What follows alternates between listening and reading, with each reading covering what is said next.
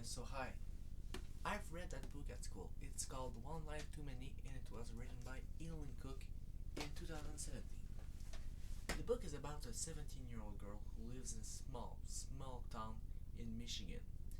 I would compare it to Saint-Cyphilon-des-Bois-Francs in both. There's nothing going on there. There's a mall, there's a high school, there's a few restaurants, but that's it. The girl's name's Sky Thorne. Her biggest dream is to go live in New York City with her best friend Drew. But to do that, she obviously needs some money. So, to achieve that goal, she firstly works at a fast food restaurant. She's obviously not really well paid, but she still makes a few bucks. Her other technique to make some cash is to do false tarot reading at school. What I mean by false tarot reading is that it's false. She tells people whatever they want to hear, and she makes money like that.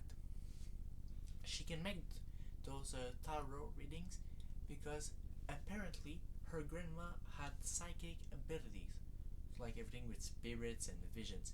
She gifted to her mom, and then her mom, who apparently also had those, gifted it to Sky. She doesn't believes in it, but she uses that ability to make a few bucks. One day, the daughter of a local judge goes missing. Her name is Paige Bonnet.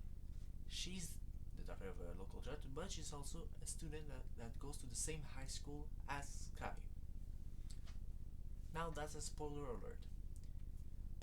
Sky tells the police officers that she knows where Paige is because she had visions about it. Nobody knows that the visions that she has are false. Everybody thinks that she's either crazy or really a psychic. So yeah, she tells the police officers that she knows where she is. She tells stories about a barn, about some car that Paige was last seen in. The reality is that Paige and Sky wanted the money, the ransom money. So Paige and Sky kidnapped herself. So they kidnapped Paige. She was hidden in a safe house, so that the Paige dad will pay the money. He will not, and mysteriously, somebody will kill Paige in that safe house. Problem is, only Paige and Sky knew about the plan. So now, obviously, Sky feels weird. She feels guilty about it. She feels that even if they weren't friends, she feels it's her responsibility to discover who is the real killer. That's basically the plot of One Line Too Many. It was a great book. Personally, I'm not a good reader. I will want to. I love discovering different stories, but I'm not a good one.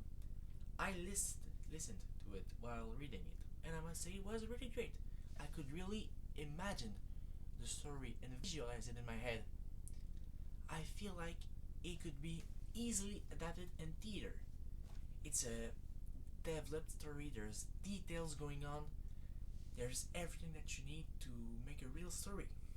So yeah, so I do recommend that book to anyone who likes a good young adult story. It's not a difficult story to read. It's not on Google. They say it's a horror book. It's not horror. It's more of a thriller. What I mean by that is, it's a whodunit. We search for the killer. There's nothing really scary in that book. For anyone wondering, a 10-year-old could probably read it. There's hard subjects in it. There's a few mention of, I think, suicide. There's a few mention of killing. So yeah, that might be disturbing for a younger person. But definitely teenager can read that book. So I do recommend it because the storyline is great. It's quick. It's not something that you read, you forget about it. You read a page, you forget everything that you read. No, it's a book that you can remember. It's well detailed. There's good use of the words. You do not see the time pass when you read it. You just want to read the next chapter after it. So yeah, I do recommend it to anybody who wants to read it, from 10 to whatever age you want to be. And yeah, so I liked too many, and thank you.